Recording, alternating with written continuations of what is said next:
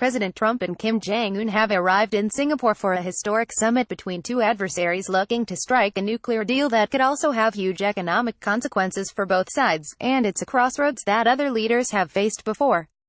The big picture: while Trump has stated that he doesn't think he has to prepare much for the long-awaited summit, both leaders might look to history for key lessons on how to make their meeting successful.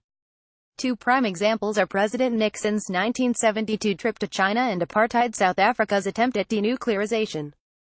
The backdrop: per the BBC's Yuan Wu, who was a student in China in 1972, China at the time of Nixon's visit was totally isolated from the outside world amidst the chaos of the Cultural Revolution, having had no formal relationship with the U.S. for more than 2 decades, and just as Kim Jong-un has been telling the North Korean people that they need to coexist peacefully with the U.S., the Chinese government had to convince its people that it was necessary to welcome the Americans to the heart of the Third World Revolution. How it happened.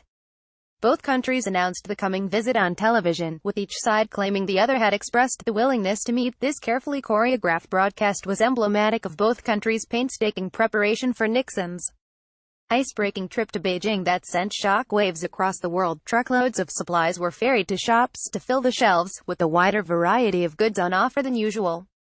Much of the interaction between the Nixon party and normal Chinese people also appeared to be staged by Beijing. Why it matters. At the Great Wall, Nixon told the journalists and Chinese guests, "As we look at this wall, we do not want walls of any kind between peoples. Relations between the U.S. and China have gone through many ups and downs since 1972, but it's fair to say the historic Nixon visit made it possible for the relationship to be built and tested in the first place." South Africa's denuclearization. The backdrop, per a worthy of your time CBC radio report: if North Korea agrees to dismantle its nuclear program after a scheduled summit with U.S.